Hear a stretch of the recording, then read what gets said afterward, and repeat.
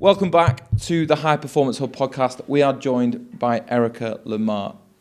She is a powerhouse guest. She is a whiz with social media, YouTube, is growing an unbelievable personal brand and is extremely successful in the real estate game. Erica, welcome. Thank you so much for having me. It's a pleasure. So let's start from the beginning, because I know that this kind of journey in business started when you were 10 years old. It did. So let's find out, a little bit more about that. Well, I was born in Misawa, Japan, but I spent a little bit more time in Japan and during this time when I was 10 years old, Okinawa. So I'm the oldest sister of four, and we only had one parent who made a decent amount of money, but we were not wealthy. We also, we got by fairly well, but, there was really never really enough after all the bills were paid. So one time I went to my mom and I was like, hey, Mom, can I have more money for my allowance? Because I would like to buy more Pokemon cards, because I had like a mild obsession with Pokemon cards at this time. And I wasn't in Japan, so rightfully so. And she said, no, honey, I'm sorry, we're tapped out. I don't have any more money to give you. So unfortunately, you're going to have to go find a way to make money. And so I went to my room and I was like, what's a way that I can make money so I can go buy these Pokemon cards? So I had a dog at the time. His name was Jake. And I walked him, every single day for free. And I was like, well, I know that there's a bunch of people over here. And we lived on base at the time, so it was comfortable to walk around, that have a dog. And they don't walk them, and they bark a lot. So maybe if I offer walking services, they'll pay me. So that day, when I got out of school, I think I got out of school around 10 at 2:30. I went and knocked on 25 people's doors, and I got 10 customers that day. And I walked their dogs five times a week for $5 a week for 2 years. I bought as many Pokemon cards as I wanted, and I did not know at the time that that was door-to-door sales, and it just felt very comfortable to me, but I didn't really know what I was doing because all I wanted to do was offer a service so I can get paid. So I did that. And then, of course, we left Japan. We came back to Las Vegas. I had a really hard time fitting in. I didn't fit in well in middle school, and I didn't fit in well in high school, but one day I was in high school, and I ended up taking, it was like a college preparation business class, and I just loved it. I was like, oh man, this is like tickling my fancy everywhere. So I went home that one day after I had this epiphany, and I looked at my wardrobe, and I was like, I don't think any of this stuff is me anymore. And the wardrobe I had was like, kind of like that punk rock, I don't care phase, and I was like, this ain't me. So I took the rest of the money that I had in my piggy bank from my dog walking business when I was 10, and I went to Macy's and I bought everything in business attire. And I just walked around in slacks, button-up shirts, and blazers. And that's how I wanted to show up in the world, and I knew it. Now, of course, nobody understood, nobody got it. I had a lot of identity crisis because I wasn't accepted, and I couldn't really accept myself. And around this time, my mom was going through a divorce, so the family was breaking. So there was a lot of turmoil and friction happening in my life. So that kind of stuck with me until, maybe I moved out of the house. But I always knew I wanted to be in business. I just didn't know what. So fast forward, I leave the house, get little jobs here and there, just trying to figure it out. I get a waitressing job. Waitressing job turns into a bartending job. And then, I get married to my husband. And I find out, it's so funny because my husband and I, we've known each other for a long time. And then we took each other very serious. We started dating for like maybe a month, and then we got married. Like literally, we went out, got drunk, and then the next day we got married. And then I found out maybe 2 weeks later I was 8 weeks pregnant. So people thought it was a shotgun wedding, but it couldn't have worked out better because we've been together married. This year will be 12 years. Amazing. Yes, so he's amazing. Now, marriage, and I will get to this point a little bit later, is something that has definitely refined my social skills. And I think it has a lot to do with me as a woman being more submissive. And that has really led to more prosperity in my life, which I will talk about. But so, I have this perfect little baby, and I'm thinking to myself, I'm like, well, I don't want to stay home with my perfect little baby because I'm just not meant to be a stay-at-home mom. So I go get a job. And this time I get a job at a cable company as an inbound salesperson. I'm thinking like, well, I've never really had a real sales job, but maybe this could be something great. So mind you, I don't have any real refined sales skills. Just a little bit of information that I've known from like a couple of the Tony Robbins cassettes that I'd listened to when I was like 12 or 13. So I get in there and I just become obsessed with the idea of commission. And I'm like, what do you mean I can make as much money as I want based on how many sales I make? So I go in and I download like all these codes and the type of like promotions and the scripts and the metrics, and understand how do you pitch this to the consumer in a way that it's going to resonate with them. So they gave me their script, and I was like, well, this script must work, so I'll try it. And it did work, and I was like, this could work better. So I tweaked it in a way that I felt would work better for me, and it just rolled off my tongue better. And then within 9 months, I became one of the top salespeople on the western coast of America. That's insane. So what happened was, and so that was cool. But then they rolled out this new product. It was like a home security system, and nobody knew how to sell it. It was like brand new to the whole cable industry. And so we had a training on like what this was and why it was important. I was like, okay, I can dig it. So I go back to my whole like pitching session, like how do I pitch this to the consumer to where it's going to be incredibly beneficial to them? And so I create my own script, because the script that they had sucked, because they just came out with it. And so within 2 months of having that product at our company, I became the #1 salesperson for that product. Most people would struggle to sell 2 or 3, and I would sell 10 to 15 in a day. With those successes, which are huge. Thank you. Did you ever look back at the times you had in school and like high school when you were going through that like identity crisis that you mentioned, and kind of that moment of, wow, like I'm proud of myself? Because there's obviously, you went through struggles through that period, and then you show an initiative and confidence to change a script where I want to say like 90%, if not more, of people would just be like, okay, there's a script. But you were looking ways to improve that already. For me, I'd just be like that, like just hearing that, I'd be like, that's unbelievable. Like showing initiative and how much growth from walking dogs to changing your identity. And then you did a business class. And one more question was like, what was it about that, the business class, or what you mentioned about this is for me? I will tell you what it was. It was, I thought that I could earn people's respect finally. As I said to myself, if I can make it in business, I'll show everybody who never thought I would be anything that I'm something. So a lot of my growth came from anger and hatred. And so I was fueled by hate. And, that's never a great way to be fueled. And so during my uprising and climbing the ladder at the cable company, a lot of it was being fueled through envy. And of course, that's an emotion from the enemy. Like that's not something that God gives us. God wants us to feel abundant and peaceful and purposeful. But it did do its job. So the struggle was, I still had the identity crisis. I didn't get rid of the identity crisis until maybe my late 20s, because I held on to this, I have to prove the world that I'm something.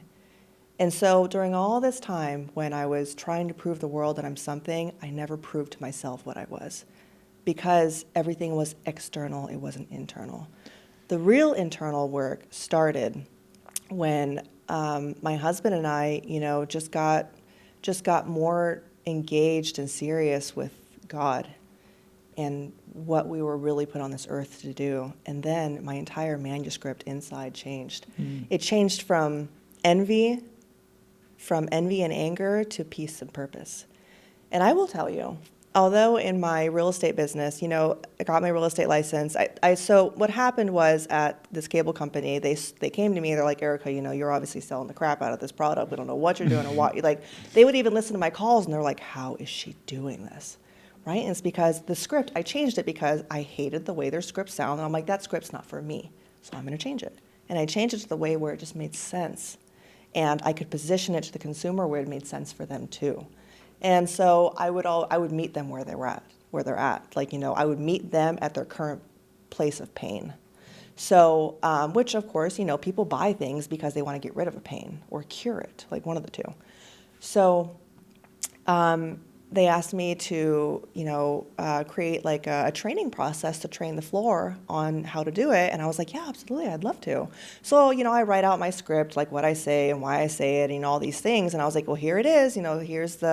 Here's a script for this product. I'd love to be a part of the training process. They're like, well, thank you so much for bringing this to us, but we're not going to have you part of the training process. And I was like, well, I can see that I'm not valued here. And I really wasn't. I was just a number, right? And so even though my ego saw my name at the top of the list all the time, I really, at the end of the day, I was a transaction to them. But, they did me a big favor because there was a guy there. He saw my name consistently every single day on the board. And he was like, Erica, have you ever thought about selling real estate? And I was like, what? Real estate? Like, no. And he's like, well, I think you should. I'm going to be leaving this company. I'm going to create a team, and I'd love for you to be on my team, right?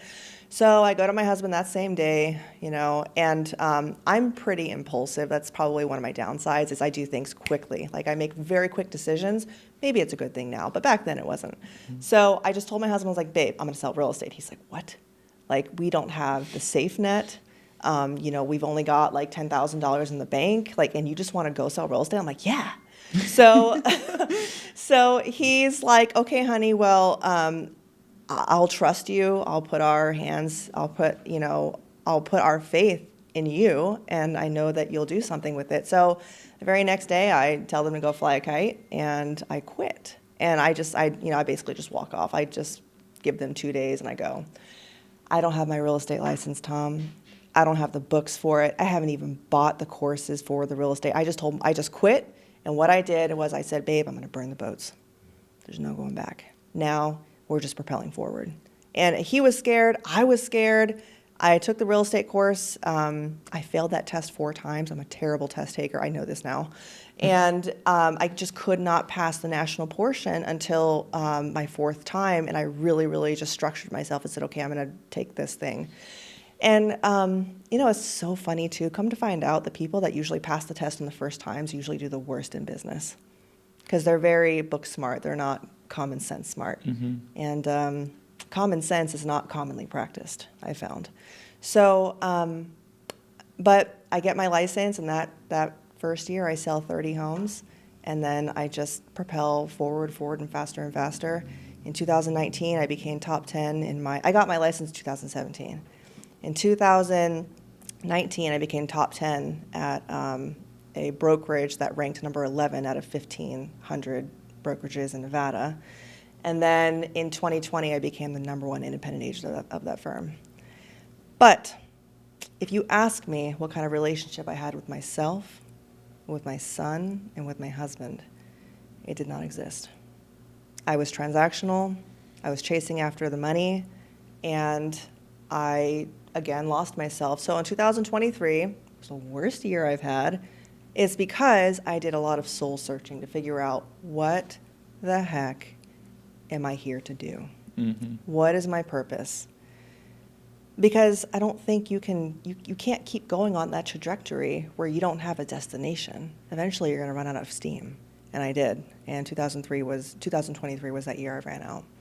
So did a lot of soul searching in 2023. And in 2024, I discovered getting on YouTube as a realtor. And I was like, well, this is kind of cool, showing up on YouTube and just building a personal brand. So I just dabbled in it.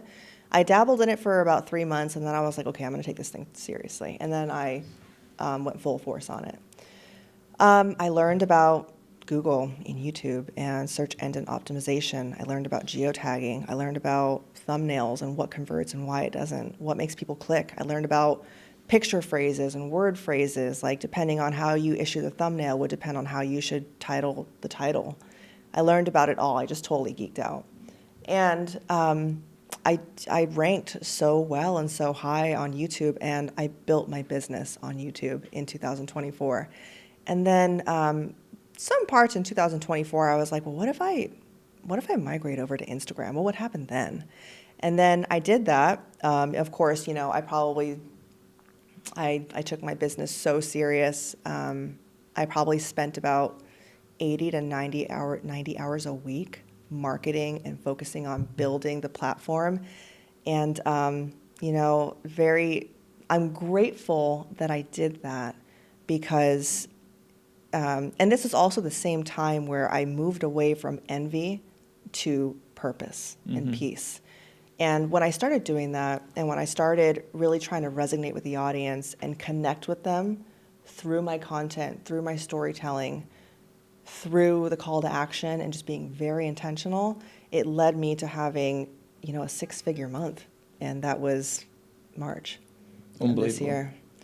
So again, it's just changing my business and just being a little bit more purposeful with it has really taken my entire business and my life and my family in a new direction. Now, this big change happened when my husband came to Jesus, and then my husband brought me to Jesus. Now, of course, I had a lot of resistance because I couldn't let go of the familiar me, and I was holding on to a lot of anger. But finally, when I could, and I really I crossed that epiphany bridge from this island to this island, which is like the island of peace, that's when everything changed for me. I became submissive, and not in a bad way. I know a lot of women who are like, oh, we don't want to be submissive to our husbands. I do want to be submissive to my husband, because then I was able to listen.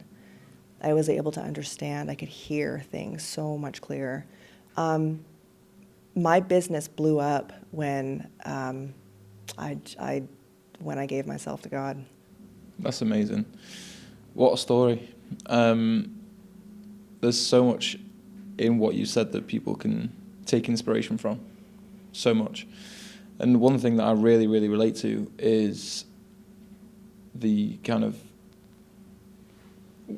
and I actually talked about this with my therapist yesterday, was what drives me and what drove you, and what drove me, should I say, is comments I received in school about image and stuff like that. So I was just like, my therapist said, how you feeling? And I was like, yeah, I'm proving those people wrong day by day. And then he turned around and was like, let's reframe that. You're proving to yourself that you're right, and you being right, they're going to be wrong. Yeah. It's all about the framing. And a lot of times, just small tweaks make big changes. Huge. And, I don't think we were really taught that in our day and age. We were just taught to, put our nose down and do good in school and just, be indoctrinated, really. Yeah, follow the norms. Follow the norms. Yeah.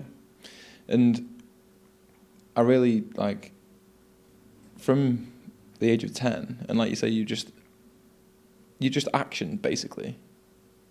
Consistently, yeah. And those two words are keywords, buzzwords for me: action and consistency. Yeah, none of it came without being scared, though.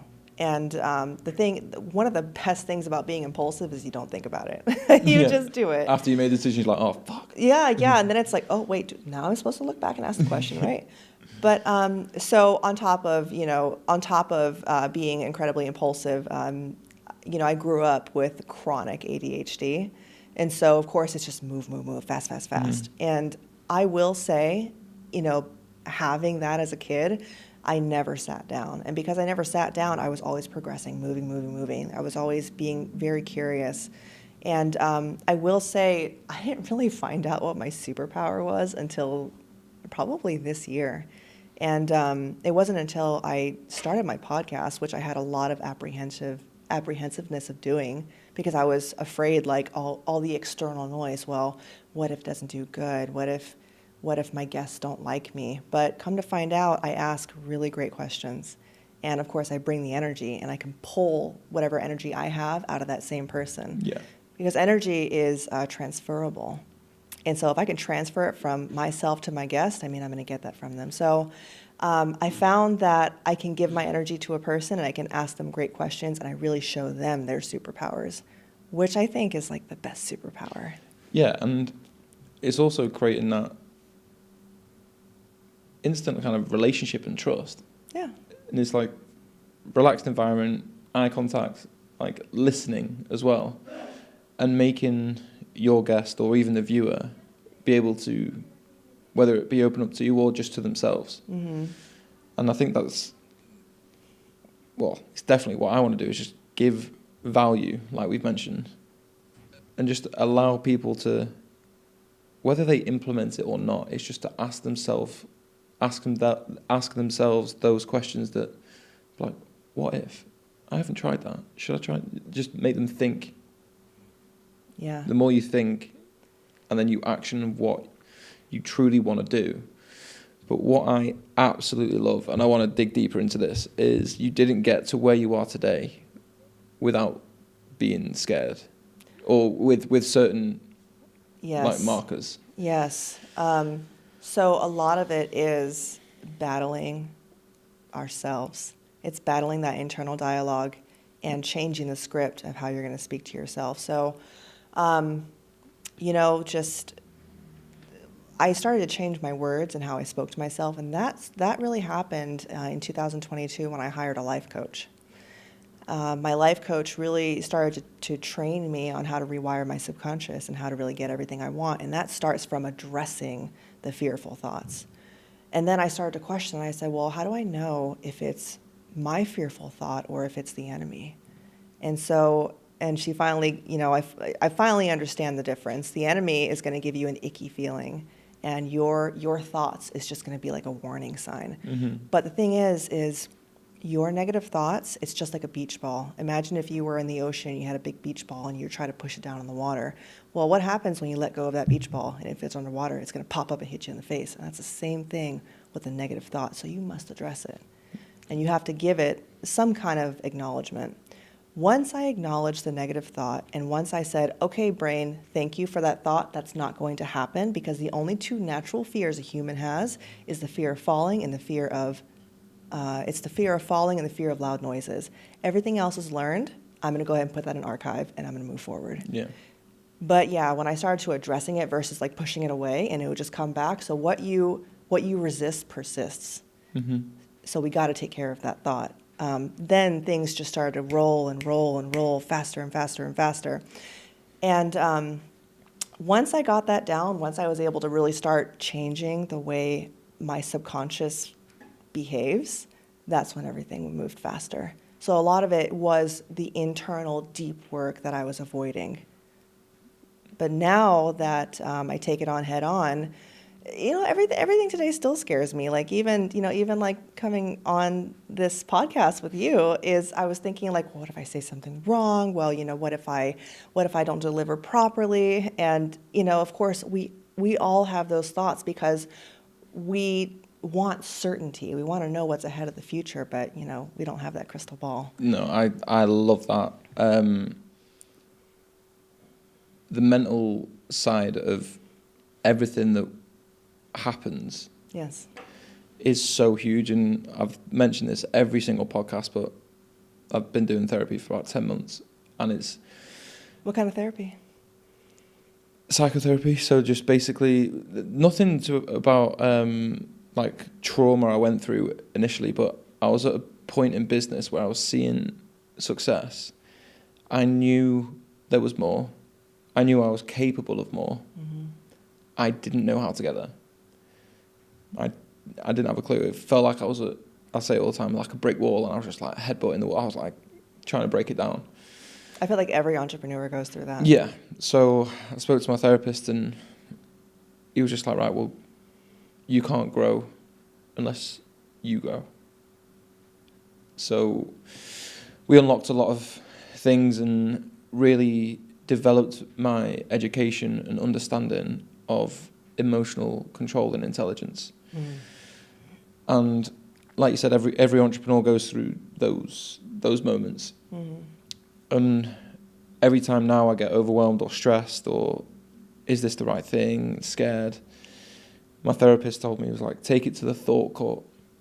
So you take that thought literally to court, take all pre-existing emotion out of it and be like, right, I think this, show me the evidence that makes this true. You want to know something incredibly interesting about your thoughts? So Dr. Joe Dispenza teaches us that your thoughts, so everything stems from your thoughts. So let's say you almost hit the car in front of you because they're a dodo and they stop, too fast. And so, of course, that's going to cause a reaction for you, and that reaction is going to trigger a thought. Well, if you hang on to that same thought for 2 to 4 weeks, it becomes a mood. Well, now you're stuck in one long, big mood, and someone's going to ask, well, what's got you acting like this? Well, you're like, oh, I'm stuck in one long, big mood because of a thought that I had, because of a reaction that happened. Well, if you have that same mood for like 4 to 6 weeks, it now becomes a temperament. So now it becomes something that kind of, it affects your overall behavior. But if you have that same temperament for, months, like let's say, 3 to 6, 9 months, well, it now becomes a personality trait. Personality trait is now hardwired into you. It becomes part of your characteristic. So when you can start to readjust your thoughts and how you think about things, you really will overall change your entire persona. Yeah, I love that. That's amazing. And that's what I do with my clients, but also with myself. It's not like it's a journey that has a destination for me. Like the mental side of things is something that you can always learn about and develop. And even with like check-ins, like I'll read a sentence and it'll be like, I'm going to try and have a good week next week. And I'm literally doing the check-in. I'm like, just reframe that and be like, you're going to have a good week next week. And the more positive thoughts that you can put in to your subconscious, your conscious, just your language, like you said, the more it's going to filter through, and those limiting beliefs won't be as limiting. Those thoughts won't be as kind of controlling. Be like pulling you back, because our subconscious is there to kind of keep us safe or keep us comfortable. As long as we have shelter, warmth, food, like all the basics, we're comfortable. So anything outside the normal, like what we haven't done before, like when I started this podcast, I think I sweated the whole hour. And then you do it and you're like, oh, that wasn't so hard. Exactly. Yeah. And it's what we perceive as hard before we've even done it. And that's creating thoughts and emotions and conclusions with no evidence to say it's going to be hard. That's the human condition. And you know what it is? It's your subconscious speaking to you in stories. Your subconscious will store memories in the form of stories, and it'll tell you, well, remember that one time you tried this and it didn't work and then people laughed at you? Well, it's funny you say that, because before my first podcast, I remember a presentation I did at university. And I was holding cue cards and I dropped them all on the floor. Oh. And I was like, just froze. And I was like, well, don't do that. And I was like, that's not helping anything. But and you have to tell your subconscious that's not going to happen. Yeah. But now, even by doing the podcast and like speaking to people like yourself, I suppose public speaking in a way is allow me to just take full ownership. Like if I do mumble or slip over my own words, own it, move forward, move past it. Like, a great way that helped me get over my fear of getting online, especially with YouTube, which you cannot hide yourself on long form, is just remembering that everybody makes mistakes, and it actually humanizes you. It lets people know that you are human. And people want to connect with other humans. They don't want to connect with humanoids, is that what they're called? Like the robot human things? Yeah. People don't want that. I mean, AI, and people I don't really think are resonating as well with AI because it doesn't have that interconnection that you can have with another human being. And one of the things that I said to myself when I decided, and even like getting on this podcast as well, which long form is so much harder than short form because you can hide behind short form. But, short form really is just to bring people in, and then you do the rest. You do the rest behind the scene, like with conversion and connecting, and then obviously providing a service. I asked myself, who do I want to show up as? Well, the answer was, I want to show up as the person I needed when I was 12 years old, when I was in the darkest place in my life. And then you go back to your internal script, your inner dialogue. Well, what kind of conversation do we need to be having? What kind of script do we need to download to become that person that we want to be? Then when you become that person, you want to start showing up as that person online, and that was the hard part. So, but I'm telling you, Tom, as soon as I got online, my entire business, my confidence level, everything changed for me. The number one statement I said to myself is, okay, I'm not doing this for me. I'm doing this for them. Show up for the person who needs to hear you say the thing that you need to say, because if you don't say what you need to say, that one person who's waiting for you to say it will never believe it's possible for them. Say the thing for them. And then I just said it. And then, that's, again, I operate out of peace and purpose. And so I've eliminated the word try from my vocabulary, because everything's intentional. Whether you do or you do not, it is all intentional. So I never say I'm going to try to make this video. I say I'm going to make this video. Even if it's dog shit, I'm going to do it. And come to find out, my best performing video was one where I actually did slip on dog shit.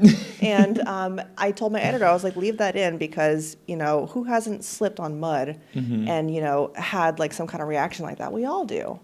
And I've got so many phone calls on YouTube from that one video. That's amazing. Because I'm relatable. Yeah. Just to relate to that is, I posted a reel from when I was filming some content here of just myself, like promoting the launch. And I posted a reel of just the outtakes. And it went off. Yeah. And everyone was just like really engaged with it and sending me messages like, oh, it's like good to see, instead of, don't get me wrong, like professional content is always going to be really, really important to get value across, to give insight. But showing that vulnerability is something that I don't see often. So it's like behind the scenes, right? Yeah. Well, the behind the scenes perform so much better because people actually get to see who you really are, and it's not this filter highlighted version of you. It's like real Tom Watts. People get to really see who you are and how you actually talk and how you actually stand, and that's where they get to relate with you. That's where they really get to start building that relationship with you. So what's interesting is I hired a social media coach. It's Omar El-Katori. He's the guy from Think Media. And one of the reasons why I hired him was because he coaches with Myron Golden. And Myron Golden, an incredibly successful entrepreneur, he gets coached by a multi-billionaire. So I really thought about it. I was like, you know what? They're all getting the short end of the stick. I'm the one that's getting technically coached by this multi-billionaire in the form of like two or three different people. So, but he teaches us on social media, the number one. So, obviously Reels, you do it to bring the audience in, but your stories is where you really captivate your audience. And, I asked my coach one day, I was like, so what's the formula to Instagram? Like, how many stories should we actually be posting? So he said, you need to be posting at least 60 to 90 stories a month. That really equates to like less than 10 a day. It's very easy, but why is that? It's because people want to see what you're doing. They want to know that you're human just like them, and they get to relate with you.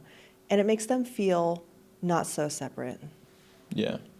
That's one thing that I'm big on, is like with the fitness side of things, like a fitness journey can be seen as quite lonely. Or any journey, to be fair, but in the fitness side, it's, they have to weigh everything out. They have to train. But with what I'm doing, it's like building a community. And we pull back like the layers. It's raw, it's honest, it's open. And it's, like you say, just if you're struggling, someone else is. And what you said before about say the thing, because if you don't say that thing, that person you're not going to be able to help that person, for example. It's true. And I feel like in this moment now, for me, and where I see my business, my coaching, and the results that I'm getting the team going, it starts with value, and it starts with just getting as much out there, not just to help my clients, but to help anyone that views a story or likes a post, and just spark that moment of inspiration and being like, do you know what, if he can do it, I can do it. Yeah. You know, we actually don't get paid on the amount of work we do, because people work hard all day long and they don't make a lot of money. You get paid on the value you bring. You get paid on the imaginations that you can download into people's minds where they can change their life. And people get paid the most doing that because it's really tough to change someone's life. It's really hard to help someone imagine what their life could be like if they just did the thing. And Albert Einstein said it the best. Your imagination is the preview to life's coming attractions. That's why imagination, you should never steal that from children.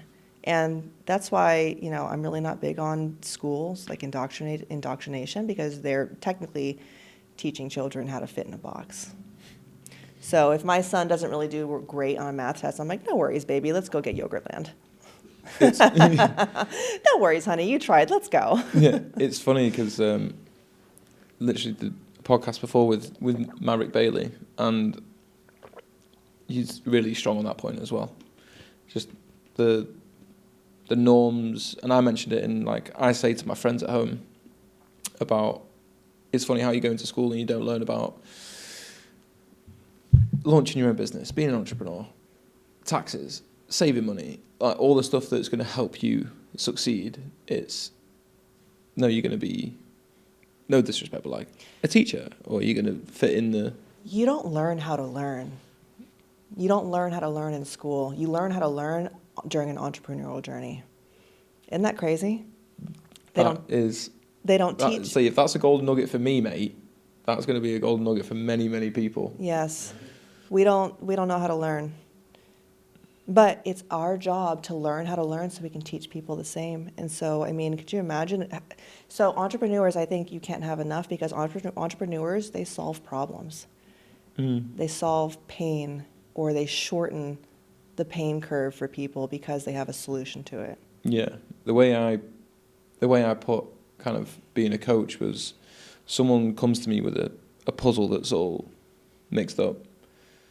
And then just, yes, it's a process, because changing someone's life is deep, it's emotional, and there's a lot of pressure that comes with it. But I love it. And it's just one piece at a time, making sure that piece sticks, and then move on to the next one. That's right. And being an entrepreneur and a business owner, I have learned more in the last 4 years than I have through school and university. I bet you learned a lot about yourself, too. The most. So what have you learned about yourself during your entrepreneurial journey? To have confidence in myself, my ability, my knowledge, and knowing that there's always someone smarter, there's always someone more successful, and that's okay. But I'm always going to look to progress, grow, educate, and learn, like all the time. And the funny thing is, when I left university, I was like, I am never going to learn anything. I don't need to learn anything else again. I'm done with exams. I'm done with revising. But the truth is, I've never studied more since leaving university. It's true. But yeah, it's honestly the relationship with myself as well. Like, in social situations, yeah, I'm the give Tom a couple pints. Don't get me wrong, I'm always happy and energetic and positive. But when it's me, myself, and I, that's when the conversations turned negative. That's when those limiting beliefs had a megaphone, and they were daily. So, you know, the way I conquered that, and, you know, you still get them, it's just part of the human condition. The way I conquered that was I learned to trust myself. And you have to build that trust within yourself. So the way you become unbreakably confident in trusting yourself is knowing that you're going to do it. And how do you build that? Well, you build that by doing what you say you're going to do. When you do what you say you're going to do, and I want to say this: you are the only person who hears all your own lies. No one else does. You're also the only person who hears all your own truths and ignore them. So you have to start depositing into your truth bank by doing what you say you're going to do and executing on that. And then you can learn that, hey, I really am somebody that I can rely on. And that's when those conversations start to change. And that's when you know, like, you begin to just create this beautiful relationship with yourself where you know that it's going to get handled the right way because you said it's going to. Yeah. One thing that I mentioned before is that links directly with that is just stack up evidence. Yeah. And to show yourself that you can do it. Yeah. Because if you're like, oh, I want to achieve X amount of sales, brilliant. But you're not going to get there unless you stack up the evidence. And like I say, that truth bank is amazing. Just keep topping it up. Yeah. Just keep putting stuff in there to keep building it up. And that's exactly kind of what I've done, maybe without me actually realising it, over mainly the past like kind of 2 years. And then understanding like the work I've done with my therapist and also with myself, and just if I'm feeling an emotion, it's just sitting with it and being like, right, take it to the thought court. Where's the evidence? Is there any truth in this? And if it's not, just be like, right, have your 5-minute pity party, have it, throw your toys out the pram, whatever you need to do. But then after that five minutes, just put your best foot forward. And it's difficult because unless someone's done that internal thinking and internal work, and like you say, you had a life coach, I've got a therapist, have a therapist and stuff like that, it's really hard for me to kind of express how much it's changed my life genuinely. And it's kind of made me enjoy life so much more because I like being with me. Does that make sense? It does. Yes. All of it makes sense. You got to grow the roots before you can grow the fruits. So, if you think about a seed, it goes into the dirt, and the dirt is dark and it's wet. But as this seed grows, it breaks through its shell, right? And then it sprouts these beautiful roots to create a foundation. And then once these roots are grown, then you start to see the stem, and then it starts to grow, and then you have the fruits. You really can't grow the fruit, which is like the fruit of the labor, what everybody wants, until you have a really strong, firm foundation to get you there. And then, like, at this point, too, people are like, okay, well, what is the fruit? Well, the fruit, it's not for you. It's for the people that pass by you, and the fruit is your gift. So that's the entire reason why we even have fruit, is to give away to other people. So, like, even in the Bible, it says you will know a tree by its fruit. A good tree will not produce rotten fruit, just the way a rotten tree will not produce good fruit. So, and in my opinion, I think everything is biblical. I think everything is tied to God.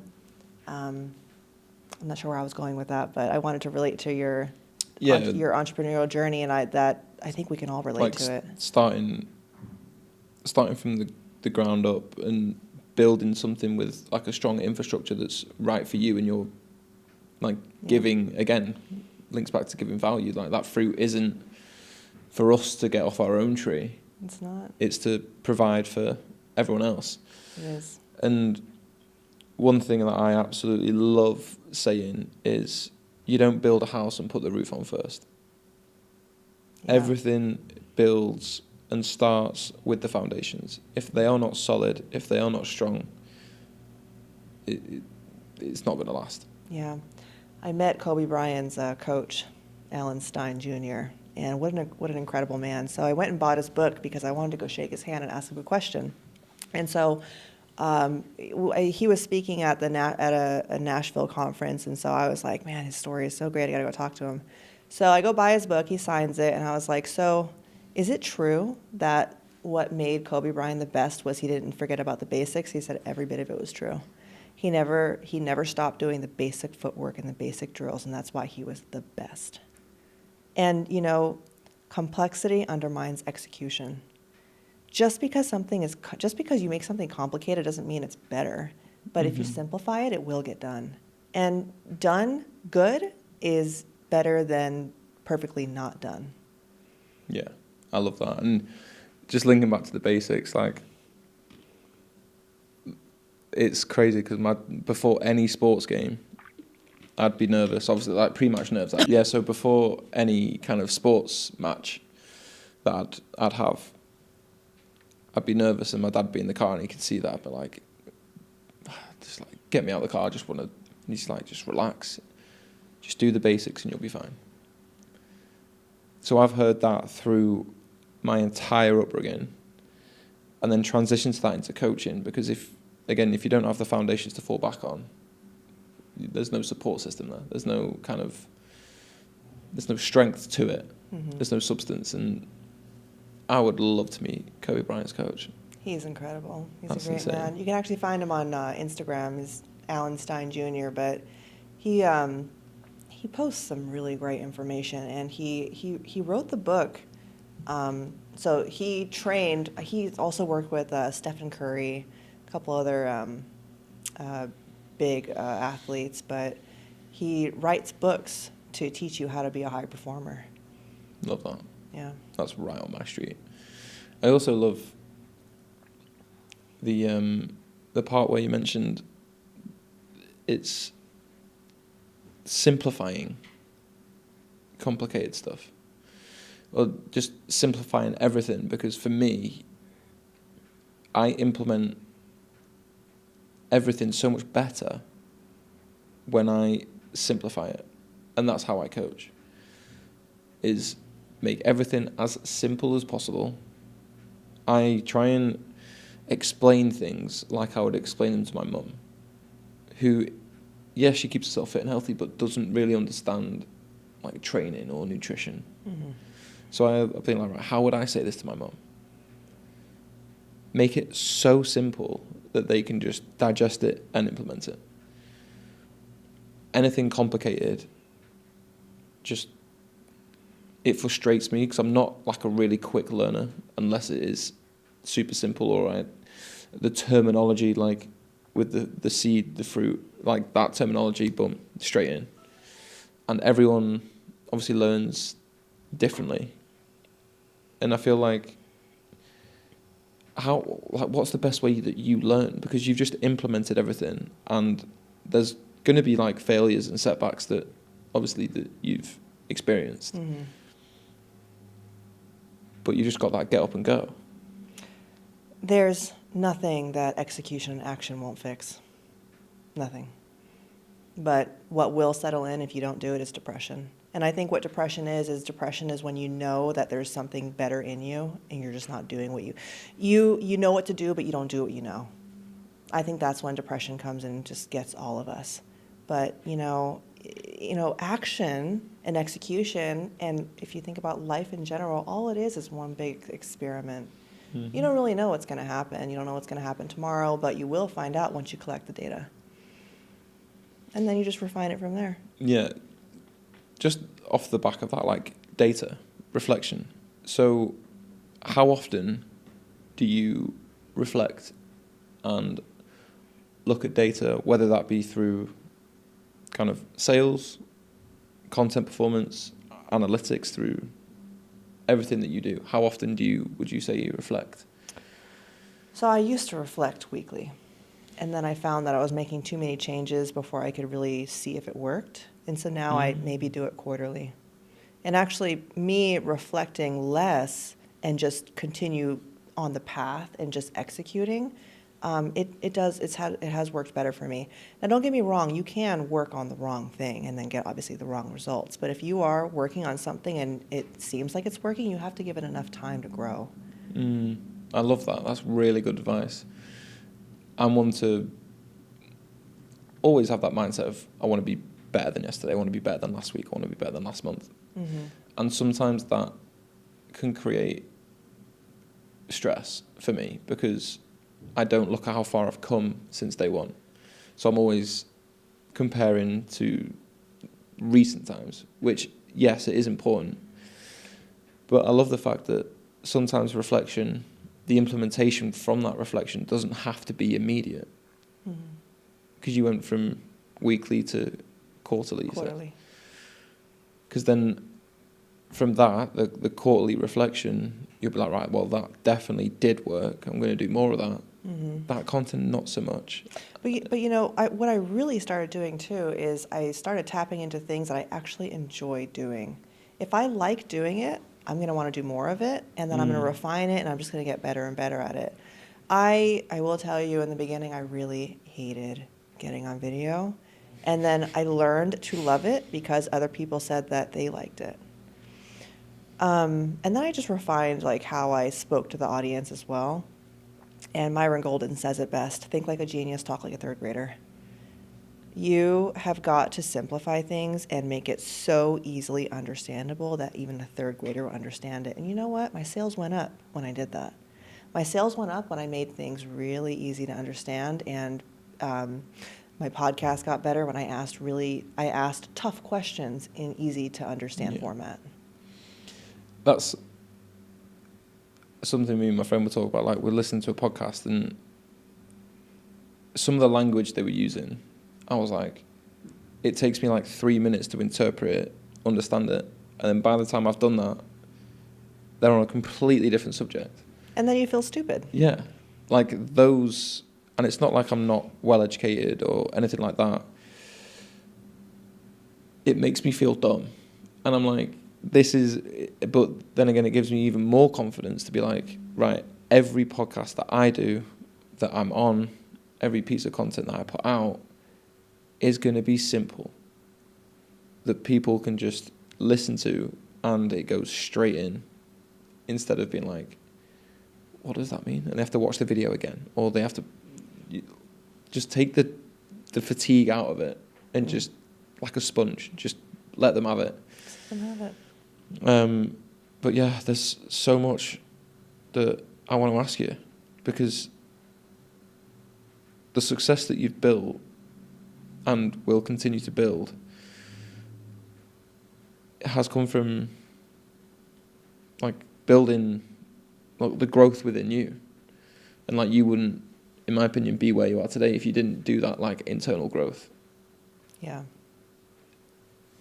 What would be, this is going to be one of those questions where it's going to make you think, what would be your advice to someone that is struggling with self-confidence? Do what you say you're going to do. And then just keep doing that over and over again. Don't even say it if you know you're not going to do it. You're the only person who hears all your own lies. Yeah. It's worse. And you can't hide from yourself. So you might as well work with it. It's worse saying you're going to do something and then not doing it. Yeah. Rather than not saying it at all. And I'm saying that from experience. That's what I did to really learn to trust myself. Same. Yeah. And I think one thing that business owners and entrepreneurs have in common is that, because they wouldn't get to where they are and have achieved the success they have without action, implementation, discipline, consistency, and keeping promises to yourself. Yeah. You know, something I had a hard time with as I started to climb the ranks with my business is taking business from other agents. But what happened was, I had somebody reach out to me on one of my platforms, and then, he asked me a question. He's like, yeah, I'm under contract, but, I'm just not happy with the house that I'm in. And this is after, the entire lawsuit where you have to have, documents signed and everything. And I'm thinking, well, why on earth are you reaching out to me if you're under contract and you're not happy? So I dug deeper because I was naturally curious. And I was like, so I asked a lot of qualifying questions. Come to find out, he didn't sign anything.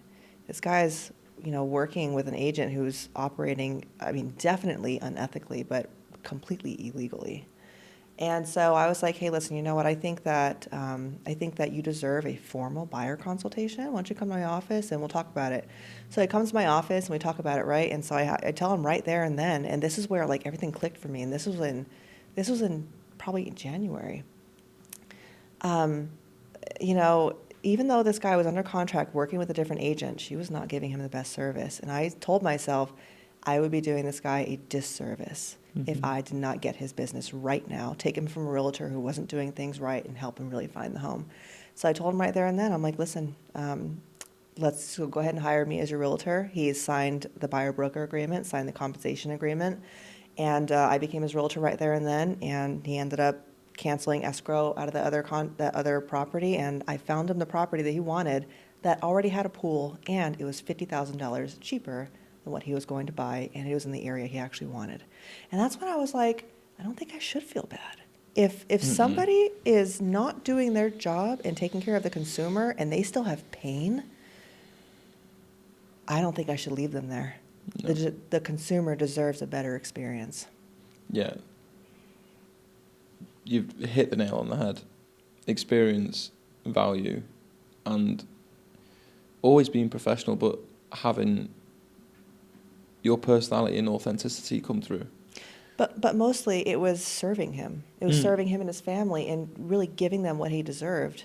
Because that feeling of when you do something for someone else and you see their reaction, you see their family's reaction, there's nothing else that I need for me. Like when someone turns around and be like, I'm training, for example, one of my clients, Joe, his wife, and he's got 3 kids.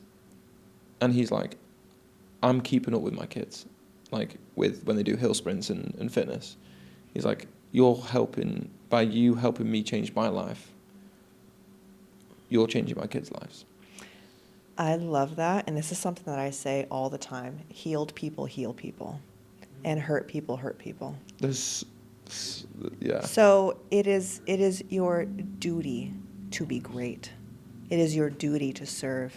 Because now you're giving an apple from your tree to the person to nourish them, to feed them, to, help them.